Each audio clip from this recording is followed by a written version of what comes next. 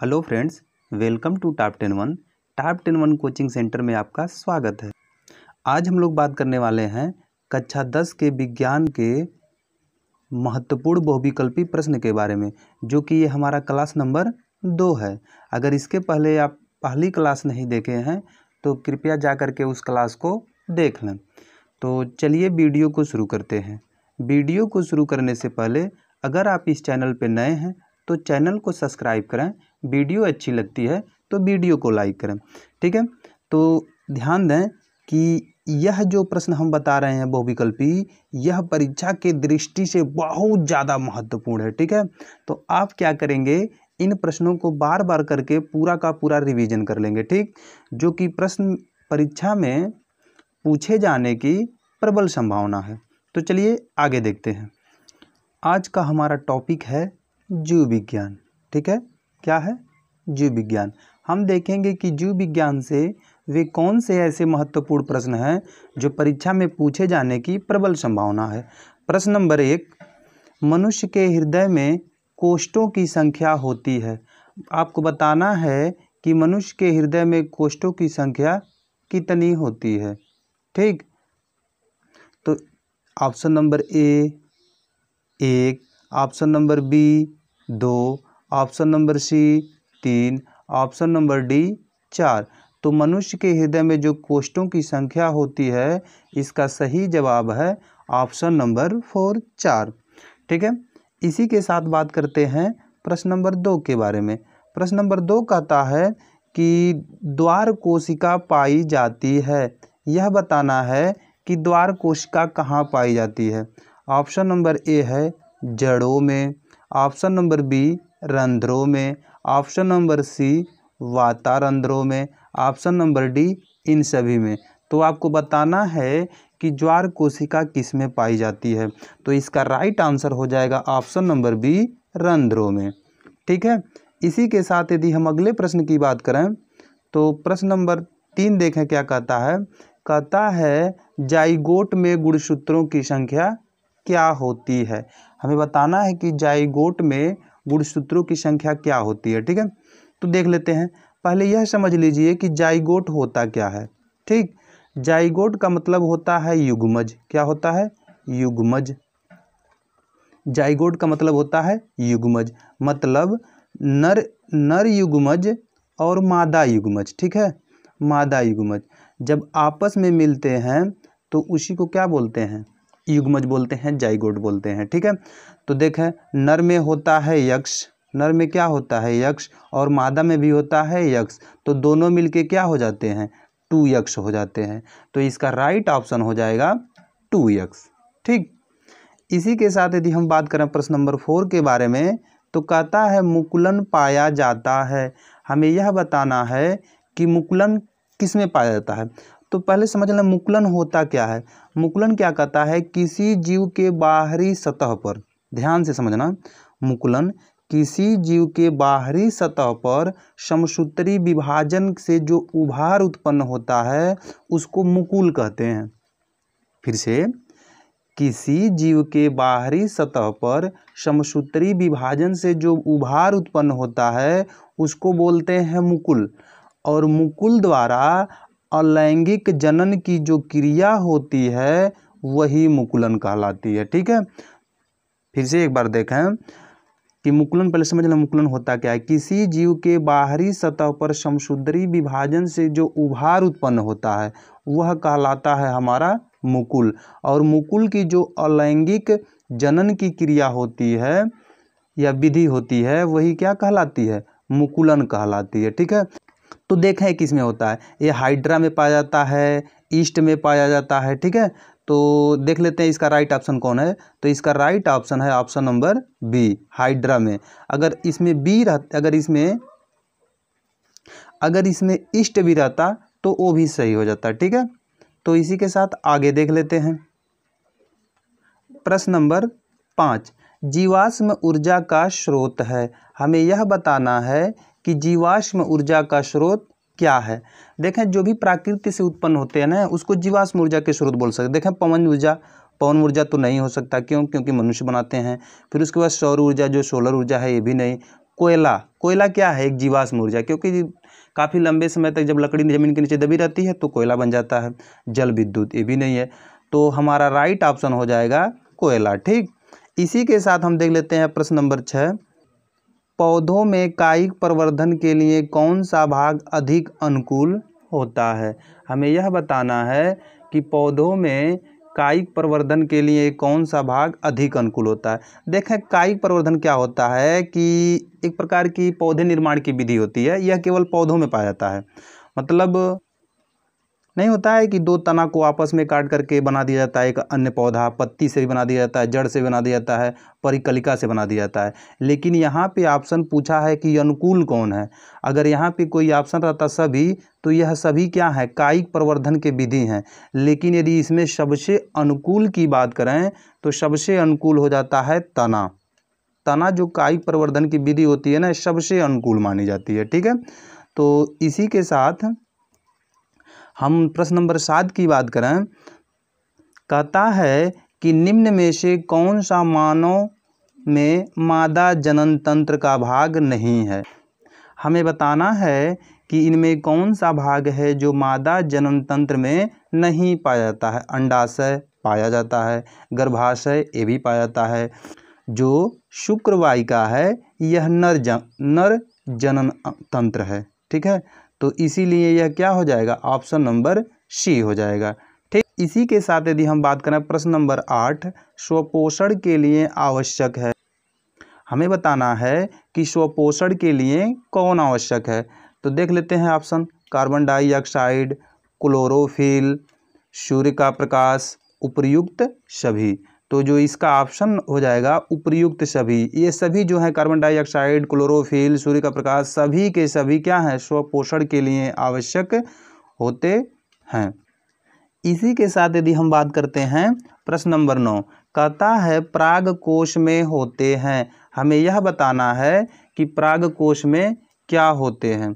तो देखें, जो बाह्यदल होता है, यह जो पुष्प के नीचे जो हरा वाला भाग होता है ना, वह होता है अंडाशय, ये भी होता है। लेकिन जो पराग कण होते हैं यह पराग कोश के अंदर होते हैं। ठीक है, तो इसका राइट ऑप्शन हो जाएगा पराग कण, ऑप्शन नंबर सी पराग कण। इसी के साथ यदि हम अगले प्रश्न की बात करें प्रश्न नंबर 10, तो कहता है पादप में जाइलम का मुख्य कार्य क्या है? हमें यह बताना है कि जो पादप यानी पौधे होते हैं उनमें जाइलम का मुख्य कार्य क्या होता है? जल का संवहन, भोजन का संवहन, उत्सर्जित पदार्थ का संवहन, सभी का मतलब जितने भी हैं सबका सभी का संवहन। तो इसका राइट आंसर हो जाएगा जल का संवहन। अगला प्रश्न देख लेते हैं, कहता है मस्तिष्क उत्तरदायी है। मस्तिष्क किसमें उत्तरदायी होता है? सोचने के कार्य के लिए, कि शरीर का संतुलन के लिए, कि हृदय स्पंदन के लिए, या सभी के लिए? तो जो मस्तिष्क का कार्य होता है सभी कार्य के लिए, मतलब सभी के लिए होता है। सोचने के लिए भी काम करता है, शरीर के संतुलन को भी बनाता है और हृदय के स्पंदन में भी कार्य करता है। देखें, बात करते हैं प्रश्न नंबर 12 की। कहता है समजात अंगों का उदाहरण है हमारा हाथ तथा कुत्ते का अग्रपद, आलू तथा घास। यहाँ पे फिर कहता है हमारा दांत तथा, यह देखें आलू हो गया ना, ये हाथी है, यह टाइपिंग मिस्टेक है। यहाँ पे क्या है? हाथी। तो हमारा दांत तथा हाथी का दांत या सभी। हमें बताना है समजात अंगों के उदाहरण कौन से हैं। तो इसका राइट आंसर हो जाएगा सभी। जो हमारा हाथ, कुत्ते का अग्रपद, आलू तथा घास, हमारा दांत तथा हाथी का दांत, सभी के सभी क्या हैं? अग्रपद समजात अंगों के उदाहरण हैं। फिर कहता है प्रश्न नंबर 13, प्रचलित रूप से ऊर्जा ग्रह कहलाता है। हमें बताना है ऊर्जा ग्रह क्या कहलाता है। तो इसका जो राइट आंसर हो जाएगा माइटोकॉन्ड्रिया। क्या हो जाएगा? माइटोकॉन्ड्रिया। ठीक, इसी के साथ यदि हम अगले प्रश्न की बात करें तो कहता है मानव वृक्क का कार्य क्या होता है। इसी के साथ यदि हम प्रश्न नंबर 14 की बात करें तो कहता है मानव वृक्क का कार्य होता है। और इसका जवाब आप हमें क्या करेंगे? कमेंट बॉक्स में देंगे कि जो मानव वृक्क का कार्य है क्या होता है। ठीक, चलिए आगे बात करते हैं। कहता है जीवाश्म ऊर्जा का स्रोत है। अभी हमने इसके पहले पढ़ा है कि जीवाश्म ऊर्जा के स्रोत कौन से हैं। देखें इसमें कहता है जल विद्युत, पवन ऊर्जा, सौर ऊर्जा और पेट्रोलियम। तो बताना है हमें इनमें से जीवाश्म ऊर्जा का स्रोत कौन है। देखें जीवाश्म ऊर्जा का स्रोत क्या होता है, पेट्रोलियम होता है, कोयला होता है। तो इसका राइट आंसर हो जाएगा सी। ठीक, यदि आगे हम बात करें अगले प्रश्न की, तो प्रश्न नंबर 16 कहता है केवल प्रोटीन के बने होते हैं। इसमें हमें बताना है कि केवल प्रोटीन के कौन बने होते हैं। ऑप्शन है क्लोरोप्लास्ट, लाइसोसोम्स, पायोन्स और जीन्स। इसमें से कौन से ऐसे हैं जो केवल प्रोटीन से बने होते हैं। तो इसका राइट आंसर हो जाएगा ऑप्शन नंबर सी, प्रायोन्स। ठीक है, इसी के साथ यदि हम अगले प्रश्न की बात करें तो कहता है पादप में जाइलम उत्तरदायी होता है। पादप में जो जाइलम होता है किसके लिए उत्तरदायी होता है, जल के संवहन के लिए, भोजन का वहन के लिए, अमीनो अम्ल के वहन के लिए, ऑक्सीजन का वहन के लिए। तो इसका राइट ऑप्शन हो जाएगा जल के वहन के लिए। ठीक है, जो पादप में जाइलम उत्तरदायी होते हैं जल के वहन के लिए। जल तथा लवण भी दे दे तो जल तथा लवण के वहन के लिए। ठीक है, यदि प्रश्न नंबर 18 की बात करें तो कहता है गर्म जल प्राप्त करने के लिए हम सौर ऊर्जा तापक का उपयोग किस दिन नहीं कर सकते हैं। सौर ऊर्जा के तापक का उपयोग बताना है कि हम किस दिन नहीं करते हैं। देखें सौर ऊर्जा तापक के लिए हमें सूर्य का प्रकाश चाहिए। जिस दिन सूर्य का प्रकाश मिलेगा उस दिन हम कर लेंगे, जिस दिन नहीं मिलेगा उस दिन नहीं कर पाएंगे। देखें धूप वाले दिन बेशक कर सकते हैं, बादल वाले दिन नहीं कर सकते क्योंकि बादल है, धूप मिलेगा नहीं। गर्म दिन, जब दिन गर्म है तो धूप ऑलरेडी होगा। फिर कहता है पवन वाले दिन, तो पवन वाले भी दिन अगर वायु चल रही है तो जाहिर सी बात है धूप होगी। ठीक है, तो इस प्रकार हम देखें कहता है कि गर्म जल प्राप्त करने के लिए हम सौर ऊर्जा तापक का उपयोग किस दिन नहीं कर सकते हैं। तो इसका राइट आंसर हो जाएगा बादलों वाले दिन हम नहीं कर सकते हैं। ठीक है, इसी तरह से आगे चलते हैं। कहता है डीएनए पाया जाता है। हमें बताना है कि डीएनए इसमें से किस में पाया जाता है, कोशिका द्रव्य में, केंद्रक द्रव्य में, केंद्रिका में या केंद्रक में। ठीक, तो इसका जो राइट आंसर हो जाएगा वो हो जाएगा ऑप्शन नंबर बी, केंद्रक द्रव्य में डीएनए पाया जाता है। इसी के साथ यदि हम प्रश्न 20 की बात करें तो कहता है निम्नलिखित में से कौन सा पादप हार्मोन है। हमें यह बताना है कि इनमें से कौन सा पादप हार्मोन है। Option A estrogen, option B insulin, option C thyroid, option D cytokinin. जो इसका राइट आंसर हो जाएगा ऑप्शन नंबर डी, साइटोकाइनिन। प्रश्न नंबर 21 कहता अलैंगिक जनन मुकुलन द्वारा होता है। अभी अभी हमने बात किया है कि अलैंगिक जनन मुकुलन द्वारा किस में होता है। मुकुलन भी बताया हमने, तो देखें अमीबा में होता है, कि ईस्ट में होता है, कि प्लेजोमोडियम में होता है, कि लैशामानियम में होता है। ठीक है, तो इसका राइट आंसर क्या हो जाएगा, ईस्ट में होता है। ठीक, इसी के साथ यदि हम प्रश्न नंबर 22 की बात करें तो कहता है केवल जल में घुलनशील होता है। हमें यह बताना है कि कौन सा ऐसा विटामिन होता है जो जल में घुलनशील होता है। इसका एक ट्रिक होता है, देख लें कैसे होता है। KEDA, कीड़ा याद रखेंगे। क्या याद रखेंगे, कीड़ा। ये बताएं कीड़ा को आप जल में घोलेंगे तो घुलेगा, नहीं घुलेगा। तो इसी समझ जाएंगे विटामिन के जल में नहीं घुलता है, ई भी नहीं घुलता है, डी भी नहीं घुलता है और ए भी नहीं घुलता है। यह जो विटामिन होते हैं यह वसा में घुलनशील हैं। ठीक, अगर आपसे पूछे कि वसा में घुलनशील विटामिन कौन सी है तो बोलोगे विटामिन के, विटामिन ई, विटामिन डी और विटामिन ए। इसके अलावा जो बचता है वह जल में घुलता है। देखें कौन सा है। ए क्या है, वसा में घुलनशील है। ए क्या है, वसा में घुलनशील है। डी क्या है, वसा में घुलनशील है।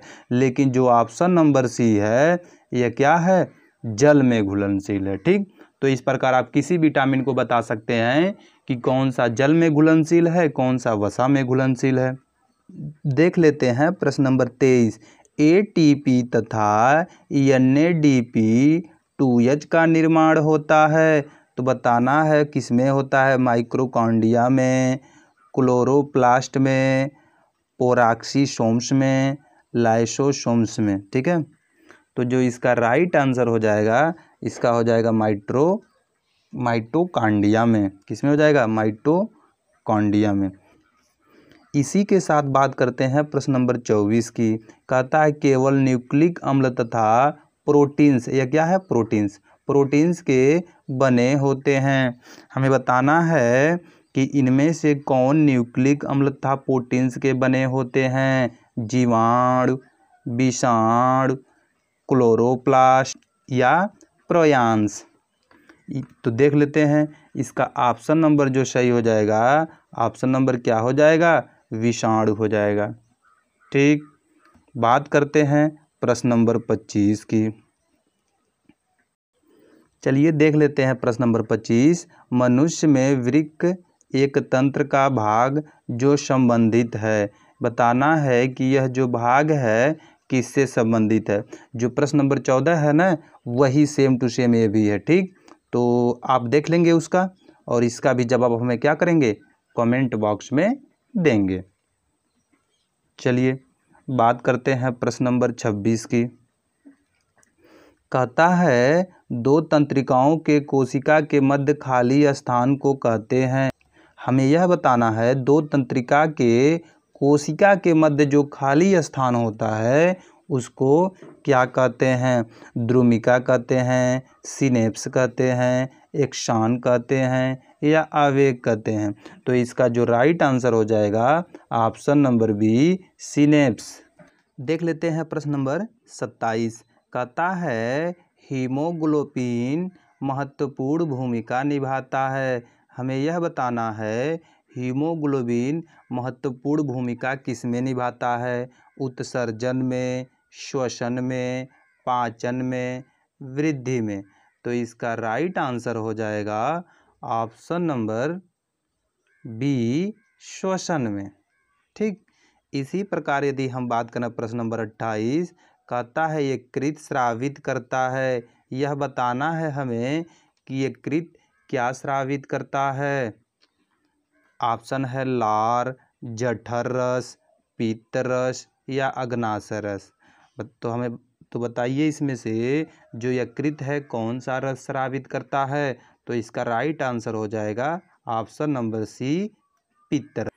अगर आपसे प्रश्न पूछे कि जठर रस कौन स्रावित करता है, तो आप बताएंगे अमाशय। क्या बताएंगे? अमाशय।